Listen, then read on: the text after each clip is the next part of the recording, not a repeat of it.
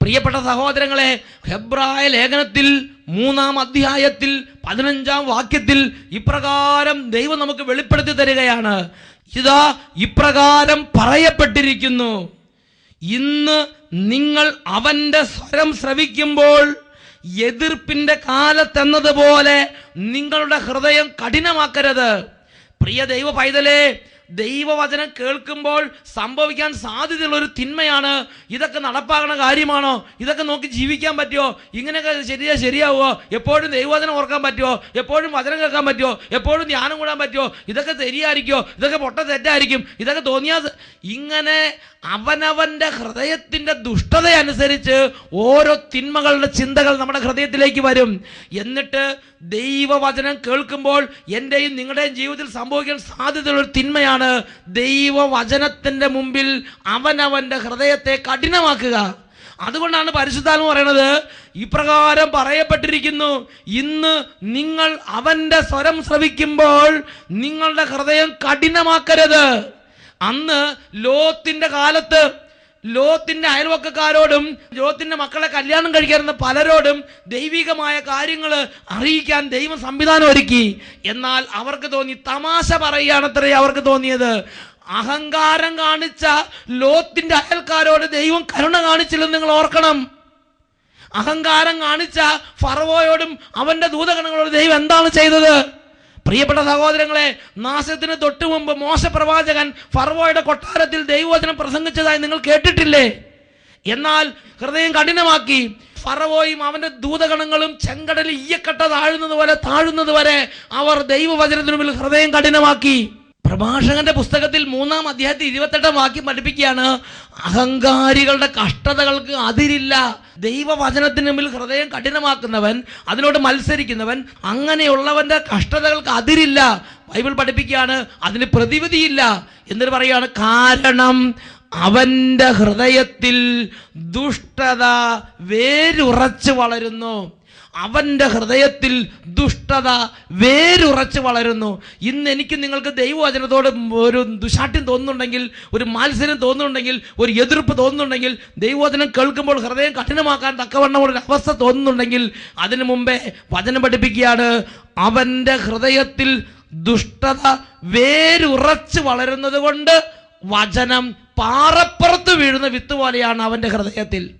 സംശയമുണ്ടെങ്കിൽ ഹേറോദോസിന്റെ കൊട്ടാരത്തിൽ സ്നാപക യോഹന്നാൻ വചനം പ്രസംഗിച്ചപ്പോൾ ആ വചനത്തോട് ഹേറോദോസ് എന്താ ചെയ്തത്? ഹേറോദ്യമായുള്ള തിന്മ അവന്റെ ഹൃദയത്തിൽ വേരുറച്ചു നിന്നിരുന്നത് കൊണ്ട് സ്നാപക യോഹന്നാനിലൂടെ സ്വർഗം കൊടുത്ത ദൂത് ഹേറോദോസിന് നിത്യരക്ഷയുടെ വചനങ്ങളായി മാറിയില്ല. പാറപ്പുറത്ത് കുറച്ച് വിത്തുപോലെയായി പോയില്ല അത്.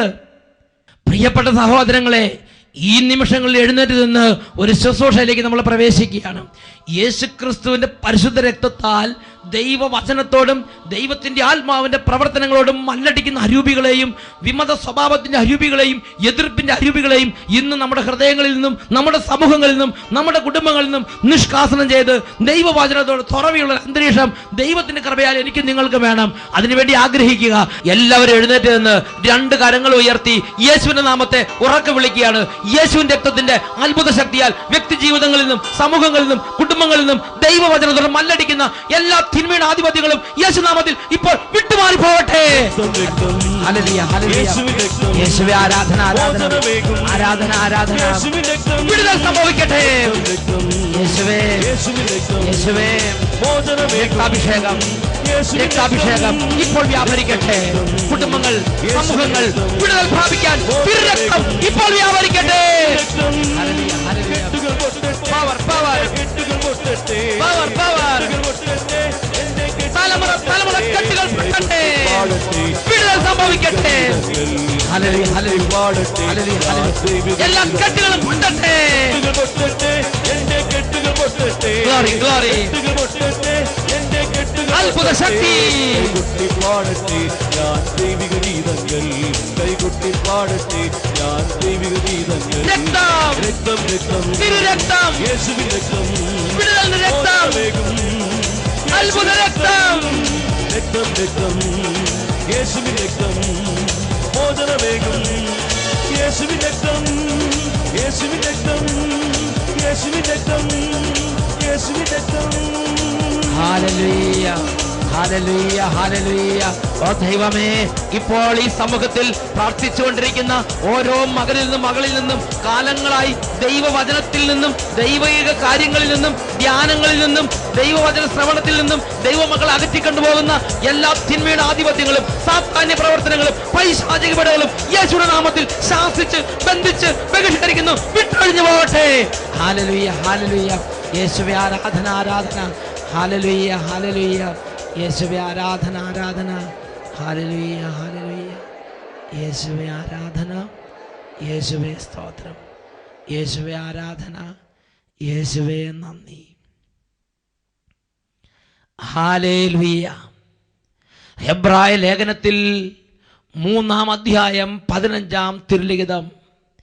ഇന്ന് നിങ്ങൾ അവന്റെ സ്വരം ശ്രവിക്കുമ്പോൾ നിങ്ങളുടെ ഹൃദയം കഠിനമാക്കരുത്. ഹല്ലേലൂയ. Praise the Lord.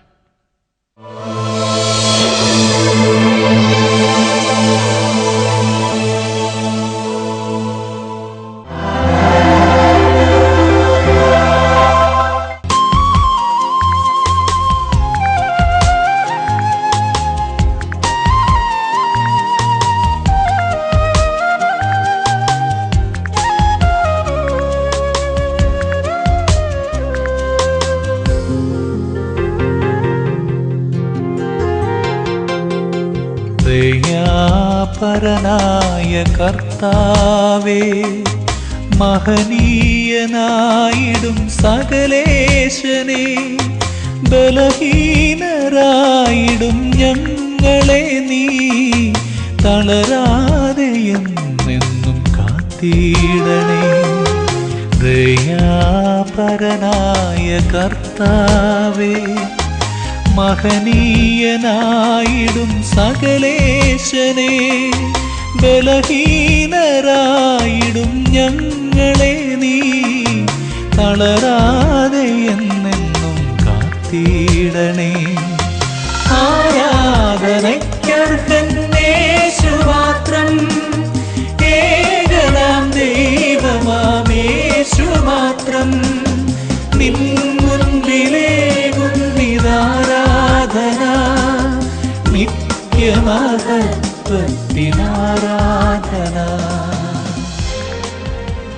ഈ നിമിഷങ്ങളിൽ ഓരോരുത്തരും അവരവരിയ്ക്കുന്ന ഇടങ്ങളിലിരുന്ന് രക്ഷിതാവും കർത്താവുമായ യേശുവിനെ ഹൃദയം നുറുങ്ങി വിളിക്കുമെങ്കിൽ ഇപ്പോൾ യേശുവിൻ്റെ നാമത്തിൽ ഒരു വിടുതലുണ്ട്.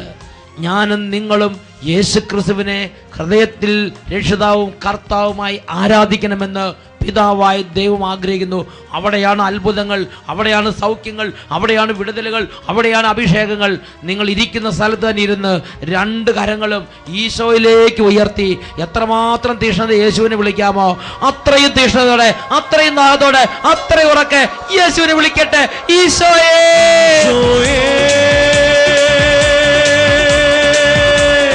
മരണത്തെ ജയിച്ചവനെ, യേശുവേ, മരണത്തെ ജയിച്ചവനെ, കർത്താവായി അധിപതിയായി എന്നെന്നും നീ പാടണമേ. യേശുവേ, കർത്താവായി യേശുവേ, അധിപതിയായി യേശുവേ, എന്നും നീ യേശുവേ, പാടണമേ. ബന്ധനമഴിയട്ടെ, വിടുതൽ, വിടുതൽ, ുകൾ പൊട്ടട്ടെ, ബന്ധനമഴിയട്ടെ, കെട്ടുകൾ പൊട്ടട്ടെ, കുടുംബങ്ങളുടെ കെട്ടുകൾ അഴിയട്ടെ, വിടുതൽ സംഭവിക്കട്ടെ, കെട്ടുകൾ പൊട്ടട്ടെ. യേശുവിന്റെ തിരുരക്തം ഞങ്ങളിൽ നിറയട്ടെ, നിറയട്ടെ. യേശുവിന്റെ ജീസസ് ക്രൈസ്റ്റ് ഞങ്ങളിൽ നിറയട്ടെ, ഞങ്ങളിൽ നിറയട്ടെ, ഞങ്ങളിൽ നിറയട്ടെ, ഞങ്ങളിൽ നിറയട്ടെ.